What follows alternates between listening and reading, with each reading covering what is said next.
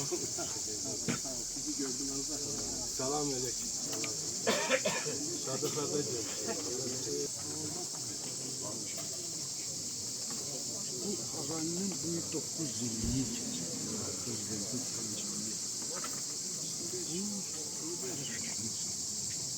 Evet, Sudalar. Evet. Birincilerden bakın. Arap dilinde de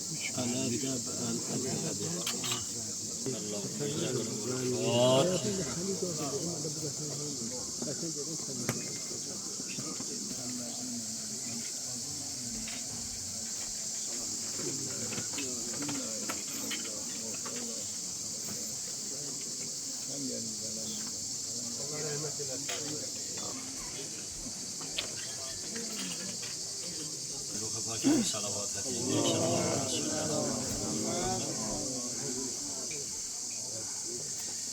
Bəli, bugün bu məclisimizə gəlişi ilə məclisimizə zinət vuran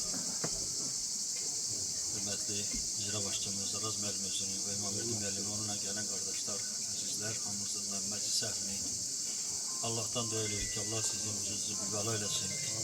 Günü günsün hamlığına bu güzel kendimize şadlığa gelirsin. Biz de burada şadlığa varırız inşallah. Sağ olun yani minnettarı değer verdi bize. Çok hoş oldu. Allah razı olsun Allah. Arzularınızı, kalbinizde hazetlerinizi bu aziz güne hatır Allah kabul etsin hamlığına inşallah. Allahümme salli ala Muhammedin ve ala Muhammed. Allahümme tekabbel hasenatul muhsinin. Nasiyyema hazal ihsan. Tebellil ila ervahil evvatil sahib ihsan. Ve bihakkı ayatil Kur'an. Nebiyyena ve bihakkı suretin mübareket.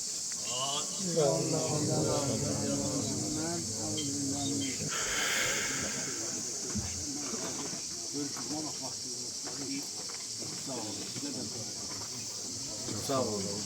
Sağ olun. Allah rahmet eylesin. Sağ ol. Senetkarımız ile de diyoruz.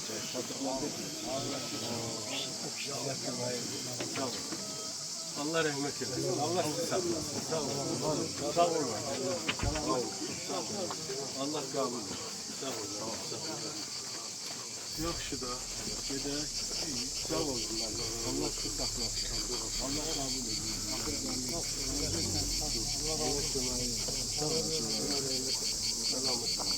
Sağ olun. Sağ olun. Görüşelim.